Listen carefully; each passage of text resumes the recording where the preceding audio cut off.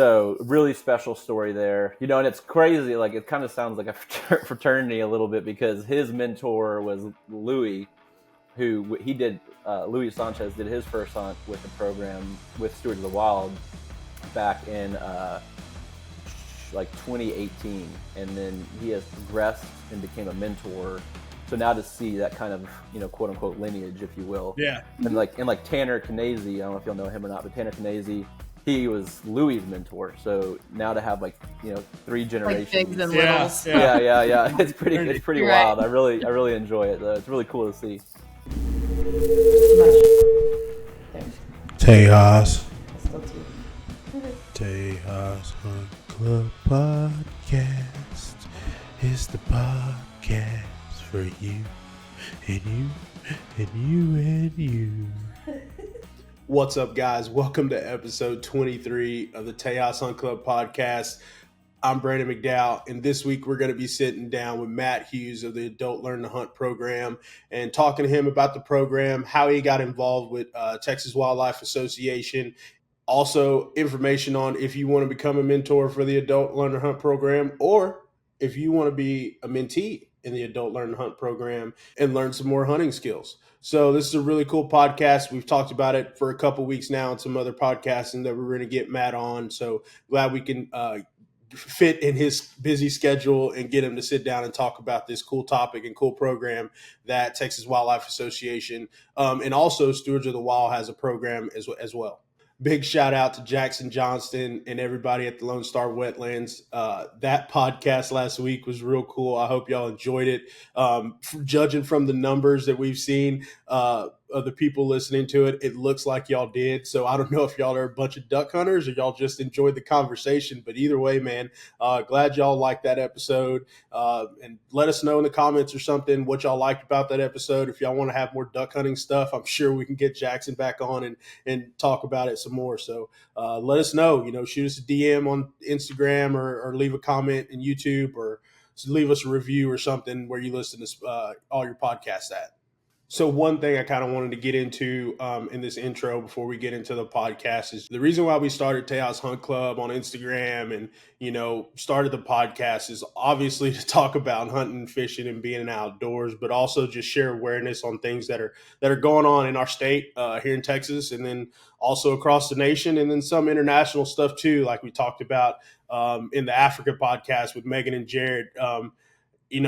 As hunters and people that enjoy being in the outdoors, I feel like it's our kind of responsibility to make sure that we're doing the best that we can at first for the wildlife and the animals that we're hunting, but then also, for the public itself. I'm sure some of you that listen to the podcast know what's going on in Texas right now with the CWD thing.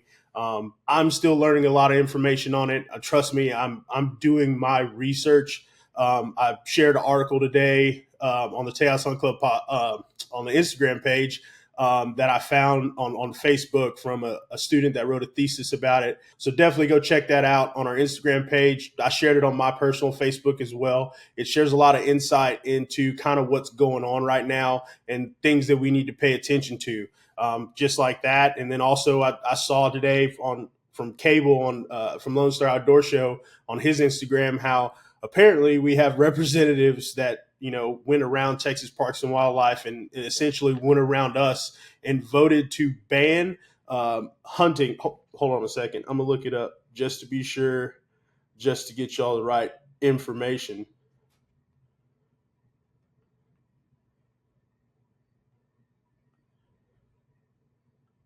Got it here. Hold on. Bear with me. So, as of September 1st of 2023, so this year, they just voted on this. We are no longer allowed to hunt our navigable waterways and their beds and basins. So you can't hunt them with a rifle. You can't hunt them with a bow. You can't hunt them with a shotgun. So how are we supposed to hunt those areas? I'm a little confused. And from the information I got, Texas Parks and Wildlife didn't have anything to do with this. Like I said, this was brought on by some of our representatives and also the Army Corps of Engineers. So I'm going to be doing some more research on this, and having this platform and having this podcast and the Instagram page. I mean, even personally, I feel like it's my responsibility when I see information to learn about it, and then also to pass it on to other people, so we're more informed about the decisions that are being made either with us or without us. So I hope this doesn't, turn anybody off from the podcast. I hope it makes you aware of the things that are going on and need to be paid attention to.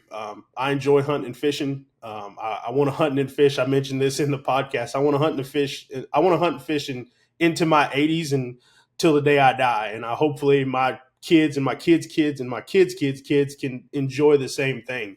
So I know we have people that don't enjoy hunting, that don't want us hunting. But also there's some hen pecking and bickering going on between hunters, and it's not good because it's not helping us against those people that don't want us hunting at all. If you want to hunt in a high fence, hunt in a high fence. If you don't want to hunt in a high fence, don't do it. But don't try to keep other people from doing something that you don't enjoy. If it's legal, if it's management minded, if it's not, if it's ethical, and I'm not talking about ethical in just the law sense, but ethical in your morals as a hunter, then I believe that you should be able to do it. I don't hunt with a crossbow. Maybe one day if I have a shoulder injury or something, but until that day, I'm not going to do it. But I'm also not going to hate on somebody for hunting with a crossbow that could pull back a regular bow. That's we've got way bigger problems to face, and a lot more people that don't want us hunting than it is taking energy to talk trash or down that person that's hunting with a crossbow or anything else that you don't do. I mean, same thing with fly fishing. I mean, if you fly fish, cool. If you fish with a bait caster, cool. If you fish with a spinning rod, cool. Like, it's, as long as you're out there enjoying the outdoors and having a good time, I'm all for it. But I'm gonna get off my soapbox here for a little bit. Like I said, I hope this makes y'all aware of some things that are going on, and makes you want to voice your opinion on it, or at least to learn and research more about it, so you're more aware of the things that are going on. So as always, man, we appreciate y'all listening to the podcast. I appreciate you following along on the Instagram page and everything. If you haven't, please subscribe to the YouTube. And we're going to get into this podcast with Matt Hughes about the Adult Learn to Hunt program. Check you later, guys. What's up, guys? Welcome to another episode of the Tejas Hunt Club Podcast. I'm Brandon McDowell, and I'm joined today by Meagan McElroy. And today we're going to be sitting down with Matt Hughes with the Adult Learn to Hunt program with TWA. We actually went to their convention a couple weeks ago for the first time. It was an awesome event. We talked about it before in another podcast and everything. So we wanted to get Matt on. He's the one that invited us to the event, and then, like I said, runs the Adult Learn to Hunt program. So we wanted to have him on, kind of talk about his, adventures and stuff and his outdoor life, and then also kind of talk about the Adult Learn to Hunt program. And if there's any listeners that want to become a part of that program, either as a mentor to help other people, or if you're looking for your chance to go on your first hunt and learn how to do all this, this is going to be a great avenue, great podcast to listen to. So Matt, take it away, do a little introduction and tell us about yourself. Cool. Well, thank you guys for having me. My name is Matt Hughes. I'm with Texas Wildlife Association. I've been with TWA for about a year now, actually. I started last August. Prior to that, I was with Texas Parks and Wildlife Foundation Stewards of the Wild program, which we'll probably touch base on a little bit here as we get going. But yeah, I was with Stewards of the Wild. Love Stewards of the Wild. Love what they stand for. Love what they do. I was with them for about 4.5 years, and over that time, we had partnered with Texas Wildlife Association to run the adult, what stewards call adult mentored hunting, what we call the Adult Learn to Hunt program. And so I was running a lot of those, and you guys may remember 2020 was a weird year, and so we kind of got left with this whole notion of like, okay, we can do small outdoor events. And it just so happens that our hunts were small outdoor events. Yeah. And so we really hit the pedal with the adult mentored hunting. And over that time period, I just kind of fell in love with that educational experience. My background is I have a doctorate in park recreation management. So I taught at the collegiate level and develop curriculums and all that kind of good stuff. And so to be able to marry my educational background with with adult hunting education, and when TWA had this opportunity open, it was a great fit for me, and just decided to kind of run with it. And so here we are, starting year 2, the official year 2 of the Adult Learn to Hunt program. This past year, the hunting season 2022-2023, we had 18 hunts, 93 new hunters, 120 something volunteers, which was like 5,000 something volunteer hours. So it was pretty awesome. So, and this next season we're looking at like 25 hunts. So it's going to be even crazier. Yeah, that's awesome. And I mean, you come from a passion in the outdoors, correct? Personally, like that's something that you're passionate about, where you're getting your education and melding that with the outdoors, and it's perfect. Yeah, I'll try and spare you the extremely long version of this, but yeah, I grew up in San Antonio, and we ranched in South Texas. We ran beef cattle, and obviously with that kind of acreage, we hunted. It's kind of one of those stories of like you don't know what you have till you don't have it, and right. I mean, I hunted, but it wasn't something that like defined my life. I would say agriculture was a big component of what defined my life. But I'd hunt once or twice a year, and just nothing too crazy. But I went to A&M. That reduced my time at the ranch, and then but I studied agriculture.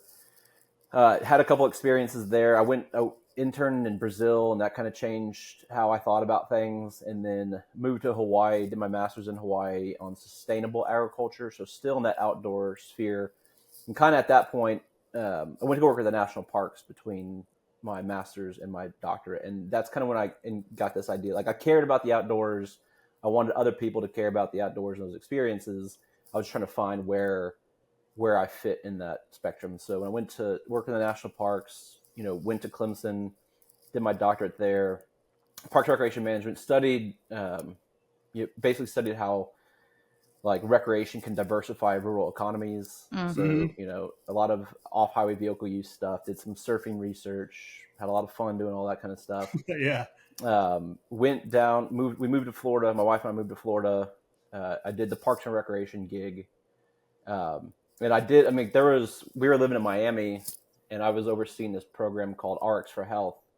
And it was a cool program because it was an after-school program for at-risk youth, getting them outside and showing that their time outside helped reduce hypertension Mm-hmm. and help their mental state. Because they were going to, like, as part of the program, they were going to psychiatrists and doctors, right? Like professionals. And we were kind of just helping collect the data on their behalf.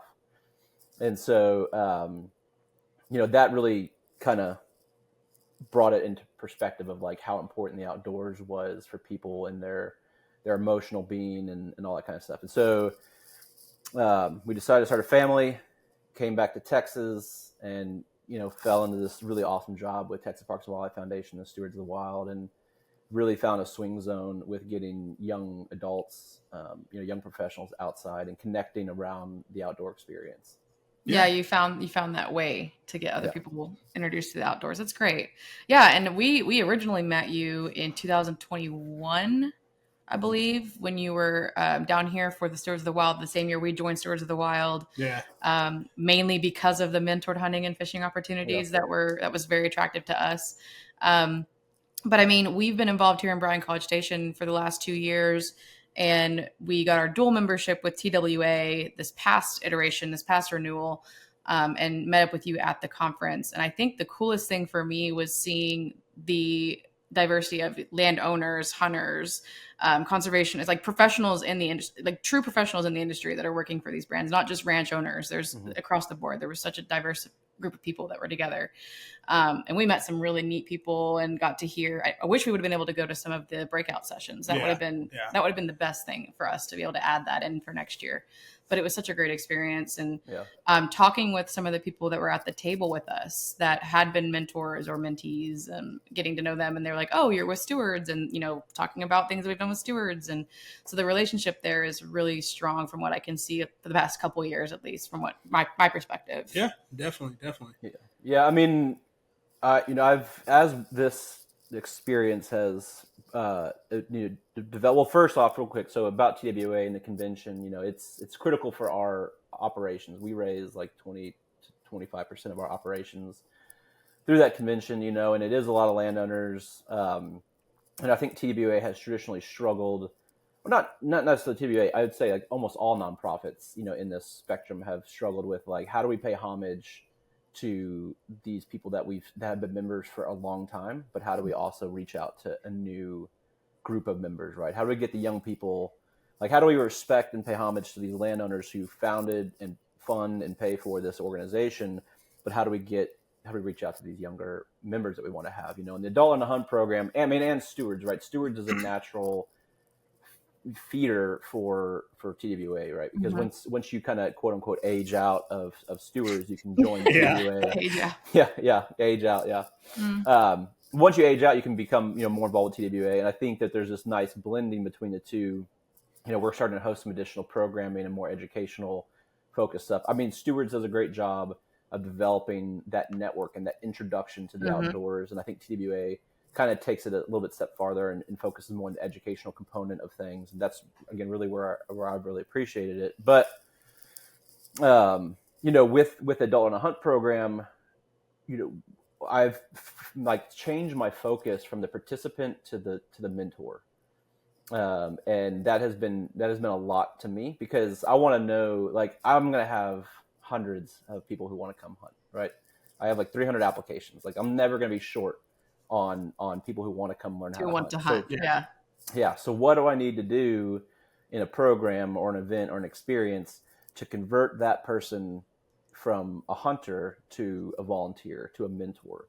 And so that's really where my energy, I mean, we have a great experience. Like, everyone has a great experience on the hunts, but how do we convert them from this hunter to someone who wants to give back and volunteer and then develop their skills? Because if someone comes to me and hunts and then they want to beat down my door, like, okay, how do I get back out? How do I want to become a better hunter so I can mentor somebody? That's going to resonate with me.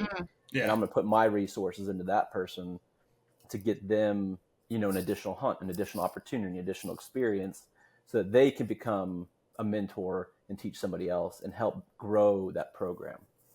Definitely. I mean, I can't remember his name right now, but we sat at the table and he had said he went on his first mentor. He was a mentee and he went on his first hunt. And then within the next hunt that came up, he was already coming back as a mentor and wound up doing like 2 or 3 more hunts. I can't remember his name right now, but we sat at the table. It was probably Lenny. Well, it may have been Lenny. Lenny is he's a great story. And Louie's a great story. I think Louie's at our table, but Lenny's out of Houston, and he had his first hunt with us in Stewards of the Wild in October, and then came back out in December, and then now is actively volunteering. I mean, he probably volunteered 4 or 5 times just this. That was probably season. him. Yeah, that was probably him then. So really special story there, and it's crazy. Like, it kind of sounds like a fraternity a little bit, because his mentor was Louie, who he did. Louis Sanchez did his first hunt with the program with Stewards of the Wild back in 2018, and then he has progressed and became a mentor. So now to see that kind of quote unquote lineage, if you will, and like Tanner Canese, I don't know if you'll know him or not, but Tanner Canese, he was Louis' mentor. So now to have 3 generations, like bigs and littles. Yeah. It's pretty Right. wild. I really enjoy it though. It's really cool to see. Yeah, and I mean, like, I think, they always talk about, like, especially like with the R3 movement and all that stuff, like a bunch of barriers that are there for people. And I mean, you can talk about gear and you can talk about, firearm shooting or learning how to shoot a bow. But I think the biggest thing that keeps people from hunting is having that mentor, having someone to like teach you, because let's be honest. I mean, hunting is not an easy thing to do by yourself, especially when you're trying to learn on the fly. Mm-hmm. And I mean, there's tons of information out there, which kind of makes it a little bit worse because you kind of have to weed through certain things. So like this program with mentors and people that want to spend time with teaching people how to hunt is like I said, it's awesome and something we enjoy ourselves. I mean, we get to film a lot, so the aspect of not hunting the animal per se is something that we've already become accustomed to. And I think that's kind of what keeps a lot of like hunters from doing that, is like, I'm giving up my time to hunt to help someone else. But, if you can, kind of step away from that and then still find enjoyment in hunting with that person, I think, the Adult Learn to Hunt program is a great thing to do. Yeah. And I mean, you have people that are passionate about helping others and passing on the next generational, influence or education, or even just helping them be more comfortable and making a more relatable experience and talking about your first time and everything else. I mean, and what he mentioned too, the value that we like out of it is telling that story and being able to visually later on, look back. There's something about talking about memories that will never be the same as when you're talking about memories around a campfire, but being able to capture it visually and kind of retell that story is super impactful for those who may be more shy about it. So that's something that we've been wanting to bring to the table for a while. Yeah, I mean, it is. And, it's, I mean, as you said too, like there's so much, like anything, like any other hobby, right? There's so much that goes into hunting, and there's politics and there's drama and all those kind of things, and so I'm very cognizant of, of those things. And I try my best, because we get people talk crap all the time about like, oh, the hunts are too easy, the hunts, all these kind of things. And it's like, yeah, but maybe so, right? There's this whole mantra of like hunting's not hunting unless you're like hoofing it in the backcountry. Oh, like, that's a constant, stalking your all, stalking some elk, yeah.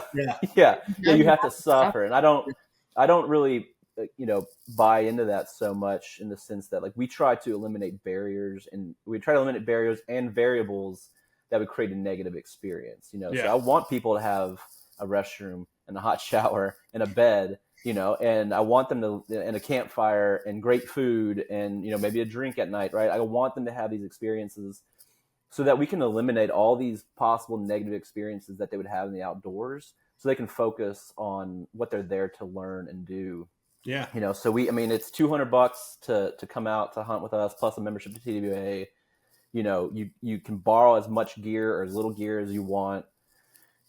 We typically have accommodations, or at least enough facilities to make people feel comfortable. When you get rained on, there's someplace warm to go. And like, I'd want people to leave there with hunting and being a part of that, but like just this whole outdoor experience of like, I had a great time meeting other people. I mean, we have people that don't ever get anything, and they still leave being like, that was the best weekend of my life. Like that's the kind of program I want to have, right? Is that people leave being like, this is awesome. Yeah. Well, I mean, you have to start somewhere. And if the starting is getting comfortable with the firearm or getting comfortable with the gear and getting like, it's better to have that environment where the controllables are controlled if they can be. And then once you're comfortable at that level, I mean, I was around handguns from a little tiny age. So it's not like, or any kind of gun, or, I was always comfortable with it. So I never had the memory of like a negative, struggle situation on a hunting trip, or like, that was never like, yes, some of our hunts are more difficult than others. Some of them were in the elements, some of them were not. But at the same time, I've never had to question my comfortability with the firearm or with the weapon that I'm using. Yeah. I mean, so that's something unique that you do have to create most controllable situation you can to get that piece taken care of. And then you can move into, they can challenge themselves once they're, and that's the safety part too, is one of the most important aspects of that, is being safe. And I mean, if you can speak on that a little bit, I know that's one of the things when we apply for these mentored hunts and everything, one of the questions is, what's your experience? And I think the safety aspect of the mentor with a mentee is probably a significant chunk of what you're looking for, is someone who can keep the situation safe, right? Yeah. I mean, definitely. Actually, I just had a conversation with somebody on Saturday about what I'm looking for in mentors. But I mean, safety is paramount, and I think in 90% of our hunts, we're looking at, hunting over feeders with blinds. Now we can have that conversation separate some other time about that kind of thing, we'll but that for today. Yeah. But when you're dealing with five new hunters on 1,000-acre ranch, or smaller or bigger, when you're dealing with new elements, you want to have someone who's confident in the blind with them. Now I don't need somebody, and people are like, oh, I'm not ready to mentor. I was like, look, you've hunted with us a number of times, you know what is safe. And like, that's what I need you to portray. And like, one of the biggest things I tell people is to be confident.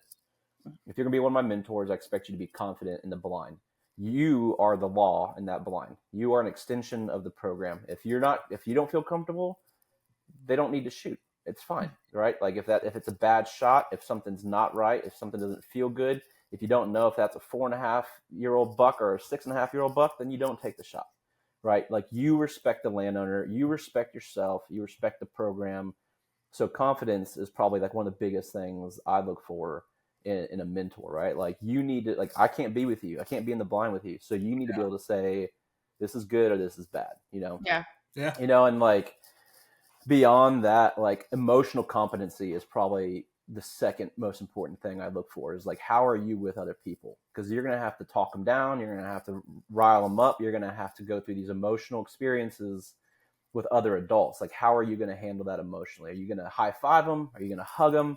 Are you going to congratulate them? Are you going to be able to walk them through if they missed a shot or they took a bad shot? Like, that's exceptionally important, because you are paired with somebody essentially all weekend. You're kind of, you're their mentor, you're their confidant. Like, you need to be able to have that emotional capacity to talk them through stuff. And again, like, it's tough because a lot of these people are urban, Yeah. And we have a lot of urban mentors too. So don't get me wrong. It's just, they didn't grow up around guns or the politics of it or anything like that. Right. So how you approach those experiences, like, I mean, I can go hunt with a buddy and we can talk smack and have fun and, like, Yeah. About that kind of stuff, but that doesn't always work with everybody. And you have to be able to understand, how to handle who you're partnered with.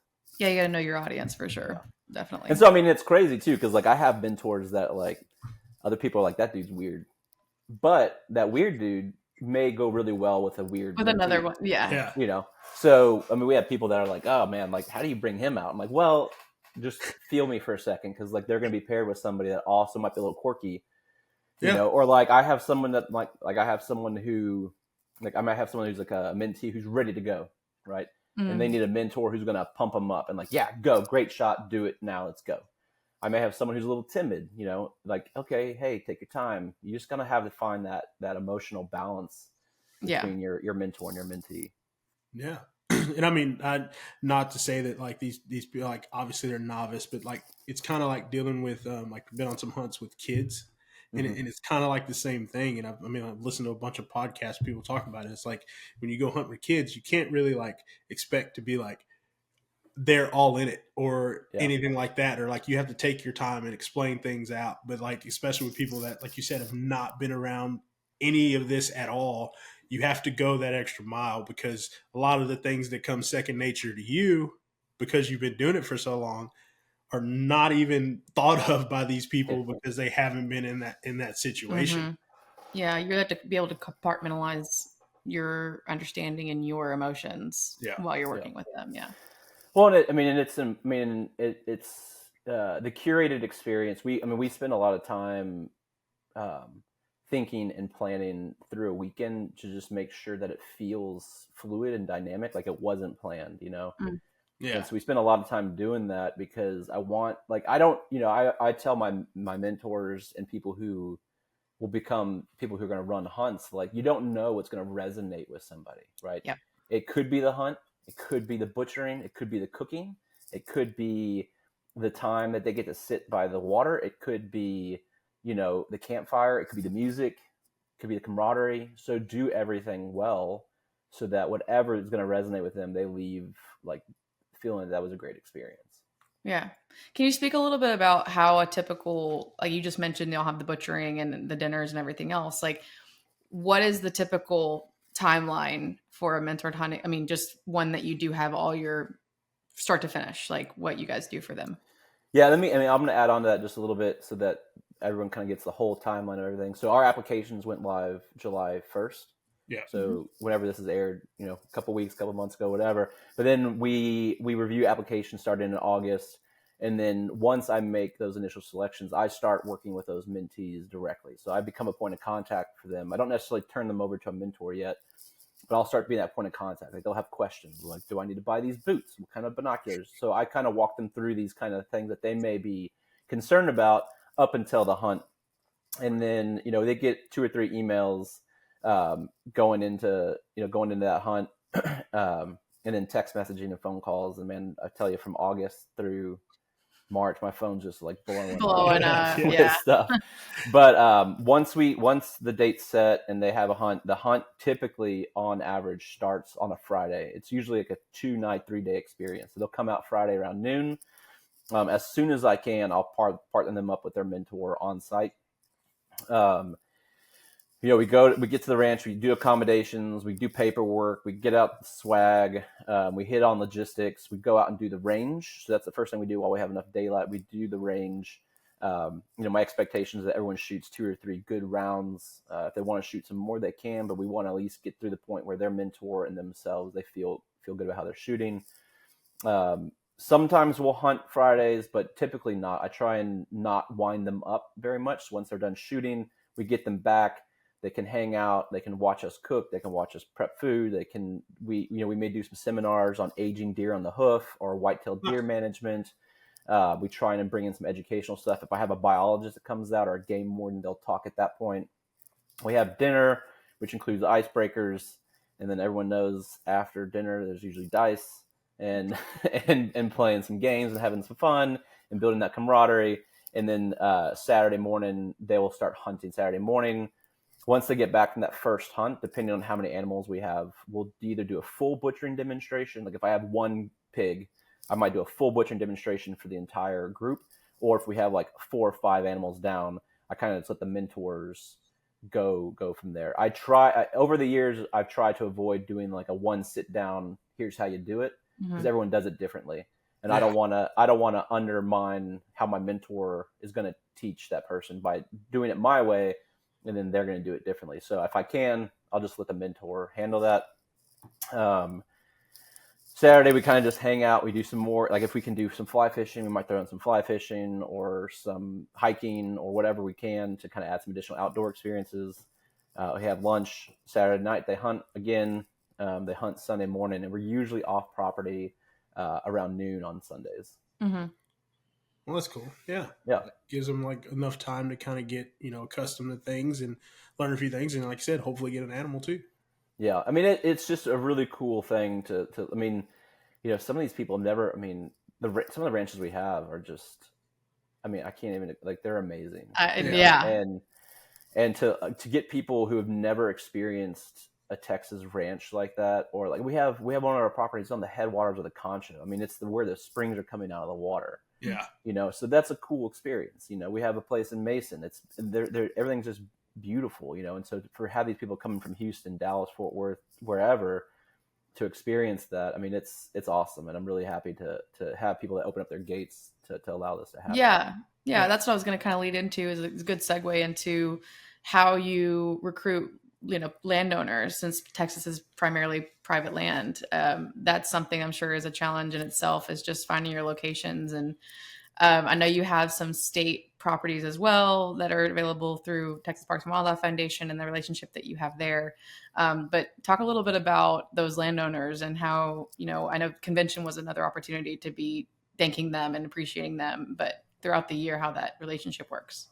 Yeah, I don't want to get too excited because nothing's quite settled up yet, but I might have just gotten an elk hunt, which would be pretty amazing. Oh my gosh. Yeah, in West Texas. So not quite signed on the dotted line on the dotted line yet, but we're working on it, and that'd be really pretty special. It's a lot of our landowners, our trustees or directors of TWA, they're generational family owners, and it's really cool because a lot of them are actually our age or around our age who, interesting. their parents are still alive, but they're taking more of a role in the ranch management, and they want to give something back, right? They want to reach out to us and like they see the cool stuff we're doing and they want to open up those gates and let us have those opportunities.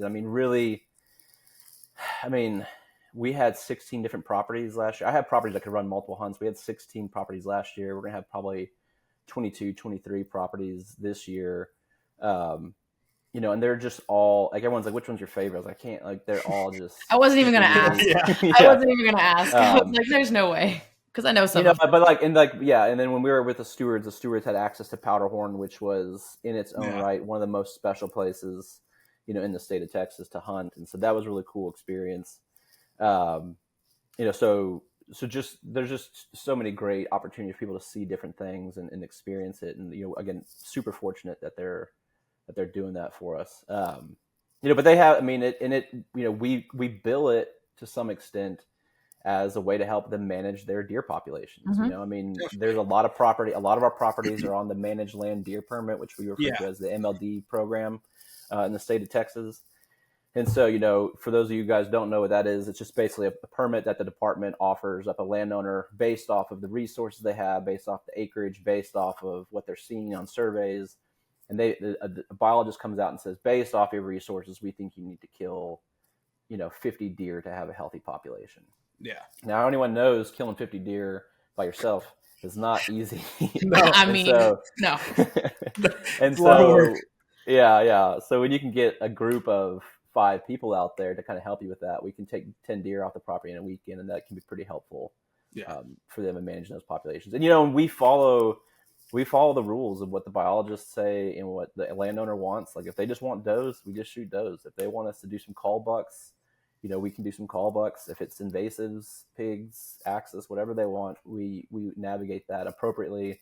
They may only want 1 animal taken per person. We don't want to upset our landowners because without them, we can't do this. So. Right. Yeah. And it's good to start out, teaching those new hunters why you're doing this as well. Like the conservation and the land management part of it, instead of like, some people, I don't know how, but they just think, hunters just kill everything. And if it moves, it dies. But that's not the basis of hunting, especially with like the North American model or like smart management of wildlife. That's not the case. So being able to start from the ground and teach them like, hey, we're taking this many because of this, that's an awesome way to start for them. Well, and it's, for me, like one of the things that I, try to express to landowners, and we're not there yet, right? But trophy hunting is not going anywhere, and I love getting a buck every once in a while, but trophy hunting is not going anywhere, and that's not a problem. But what I will try and tell landowners is that there is a new emerging group of hunters that just want to get meat, and like, Jesse Griffiths with New School. The fact that he can charge people I love him. The fact that he can charge people what he charges people to shoot pigs and does, like, I hope landowners can start appreciating the opportunity that, people like us just want to go out and get enough meat to feed their family and learn about it, and like have that educational experience about why we're doing this and, what can I do with this meat once I've got it? How do I? And then I'm very fortunate to work with Jesse and some other great cooks like Kristen Parma and all these people that have really trained me on how to handle meat very appropriately. And working with Jesse, and so handling wild game effectively makes wild game taste better. By doing that, like, we can change the narrative, and that's really, really important. Yeah, because I was definitely born into the realm of, we're going to put this meat in the ice chest and then we're going to cover it with ice and then, we're going to drain the water out. It out. That takes out giminess. Like, that's how we grew up. That's what we were told. And then, man. Once you get older and you figure out things, you're like, hold up, wait a minute. Yeah. Why would I do that? And then if they don't do that to beef in the market, you shouldn't do it to your wife. Exactly. Right. Yeah. That's funny. But so a lot of your hunts you've talked about are mostly whitetail is what you're seeing a lot of, but pigs, axis is one of those animals that just depends on where they are because nobody can ever figure out exactly where they are. But is there anything else that you've encountered besides that, or has it just been those 2 main groups? It's mostly that, and here's my rationale. I don't know this for a fact. This is just what the feeling I have got. A meat eater has done a service, good or bad, to the hunting industry, and most of our people want to come out and shoot a big animal and take a lot of meat home with them. Yeah. I don't hear of an exceptionally high demand for, people will take anything they can get, right? People take any hunt I can get them on. But the demand I'm getting is not for wing shooting. It's for big game, so I would say the majority, I would love to have a property that wants to do quail and upland. I would love to have a property that wants to do dove and duck, and we do. Sometimes they drop in, sometimes they want to do a hunt. Like I probably have a duck hunt next year. But the big thing is big game and learning those skills to hunt big game. And so one thing that we have done with the program that I'm really proud of is we're taking tiers in the program. So you come do your white-tailed deer out of the blind of the feeder as your first hunt. And then if you put in the time, because we only have a few, like we have an aoudad hunt in West Texas. We have a nilgai hunt in South Texas. Again, hopefully we're going to have an elk hunt coming up. And then we have like a pretty challenging whitetail hunt out in West Texas as well. So you want to develop those skills. That's great. I want you to develop those skills, but you need to come back and you need to volunteer and you need to get your hunt master certification and you need to come to convention and you need to come to happy hours. I want to see you being part of the conversation. Mm-hmm. If you're just going to try and apply every year over year, that's fine. It might happen for you. But if I'm seeing your face multiple times a year, then I know that you care about what we're trying to do here. And I'm going to put you back on another hunt if that's what you want to do. You want a bigger animal, you want a more complex hunt, you want more skills. I'm happy to get you there because if I can get you there, that means you'll be a mentor. Yeah. Exactly. And I love hearing how you say like being part of the conversation is such a huge need, like just across the board, regardless of what you're talking about or what your feelings are or what kind of hunting style you prefer. Let's just talk about it. Let's have conversations. Let's, there's many things that we agree on. There's some that we can discuss. There's somewhere we can make impacts in other areas. Like I'm being very vague here. But I mean, it's having that conversation and having the respect for one another. And the fact that you are encouraging that as an incentive, right, for advancing in this program is huge. Because that just means that you care more about the underlying efforts than just getting someone out there and impressing someone or this one experience. Yeah. And I mean, it's like it says about building that community and that camaraderie around things. And I mean, I always tell people, on the hunts or when I'm giving my little elevator pitch, I mean, I did it at, when I was in College Station with y'all, be part of the conversation, sign up. Like if it's not, if you're with, if you're a young professional, join Stewards.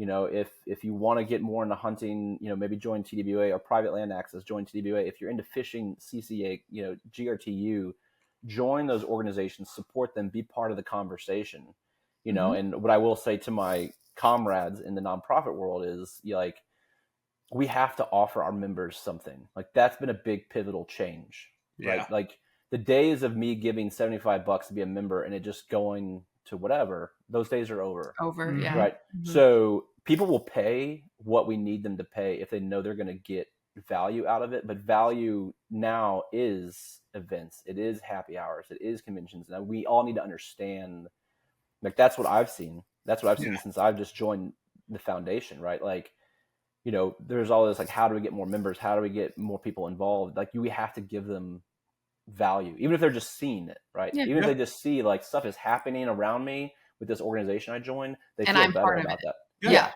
It's when it's like you join a nonprofit and you get a little card, and they send you an email once a month, and then you're like, what the hell did I just spend $100 on? Like I don't like. But if you spend $100, you're like, oh crap! Like there was an event there, there's an event there, there's a skeet shooting, there's a convention, there's all these things. Yeah, and you come out on a hunt and like you're like, oh man, I got a duck camp shirt and a Yeti bottle, and like, oh, okay, like I see the value in my membership. I see the value in what I'm paying for, and like we have to. I wouldn't say we have to do a better job of that. We just have to be aware that that's what this generation is wanting and looking for. I mean, I'm the same way, right? I'm members. I've let memberships go and lapse because I'm like, I'd rather put that money somewhere else, where I can see the fruits of my labor. And I think I've done the same thing. Yeah, recently too. I try to stay involved with all the different ones, like SEI, National Wild Turkey Federation, and everything. But it's like it's the same thing. It's like I want to get some value, and it may not be a direct value to me, but it's like if I'm looking at these issues that are going on and different things. Okay, I gave you money. Then what are you doing to solve these issues that we're seeing in wildlife and in access and in different things? Like, cool, I want to go to convention. I want to get swag and all the new stuff. But like, what are you actually doing to ensure that I'm still going to be hunting when I'm 86? Yeah, this way of life. That this way of life is protected. Because I mean, as much as we don't want to touch politics, like there's a huge influence. Every single day there's stuff that is passed that nobody even knew about or talked about, why the conversation part is so important. It's like, that's why we have our podcast. It's just having the conversation and advocating for this way of life and telling stories. And if we can have an impact on where, you know, those stories lead or where that impact is made higher up. So that a lot of this litigation isn't affecting the future. I mean, that's one of the things we've realized recently.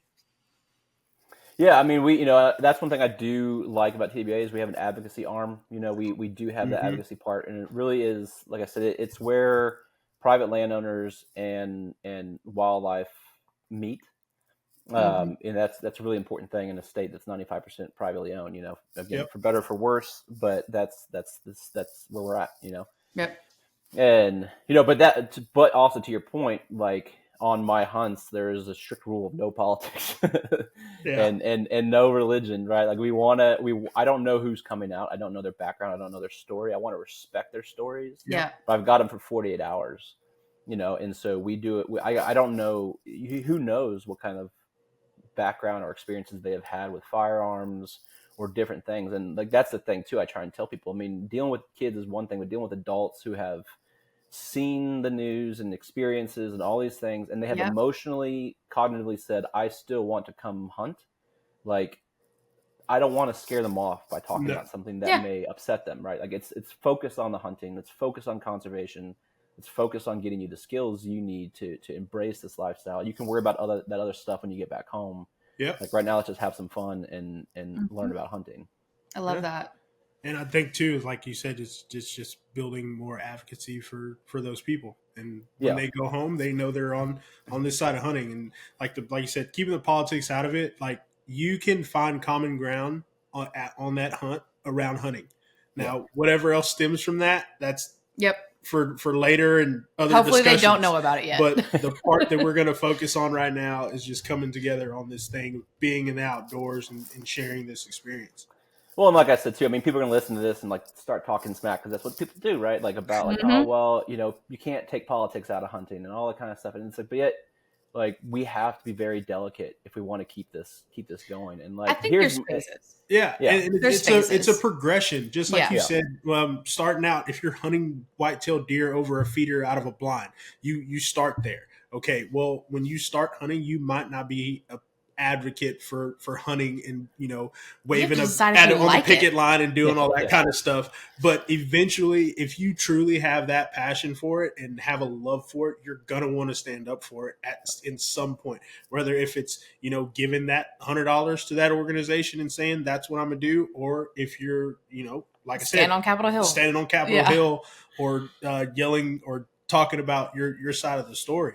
So it's a progression. Nobody starts out just, you know, sheep hunting in the Yukon. No, and it's respectful that you're at a point where you're just like, this isn't my purpose. Yeah. Right. My purpose is to introduce this lifestyle and this, you know, this pastime. Yeah. Well, and I think it's important too, like and again, I mean, Jim Wintercheck, who you guys may or may not have met at convention, but Jim Wintercheck, like he's the man. He's probably my right hand on these hunts, but he's got a wildlife background, and like I lean on him a lot to emphasize the educational component of what we do, right? As well as the biologists that come out, and because that gives us the meat and potatoes as to what we're doing, right? And like we do have critical conversations about things that are very sensitive topics, but we try to approach them in a very like, okay, this and that, like what, here's both sides of like high fencing, like here are the pros and cons of high fencing, here are the pros and cons of hunting out of blind over feeders. Like these are things you need to understand, because you're going to go on social media, you're going to go on something and hear someone running their mouth about one experience or another. But you need to understand that there's reasons why everybody does. I mean, like me, I like shooting out of a blind because I get to go and shoot something and pick it up and clean it and be done. You know, like I like to have that experience when I'm going to go hunt for meat. You know, if I'm going to go after something else or something more exotic, like maybe I want a little more of a challenge. But there are times where I just want to go out, like go in the grocery store. I want to go get my meat. Yeah. You know, and be done. And I want people to have that same ability and experience and have those doors open for them that they can do that. Yeah. I love it. Love it so much. Like I said, this is the primary reason we wanted to get involved with stewards and now with TWA. And we're really excited to hopefully get onto a hunt this fall or early next year or something like that. So well, I'm going to need y'all. So Yeah, I know we've had a Hope couple y'all different times. ready.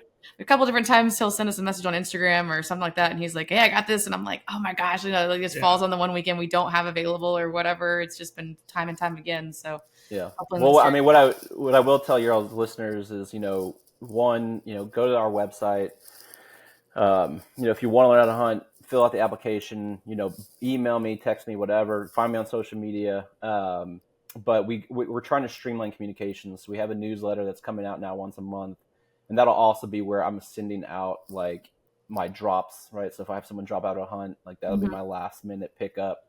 If I have someone drop out as a mentor, it'll be, hey, I need a mentor in the next week or two. Can someone pick up the slack?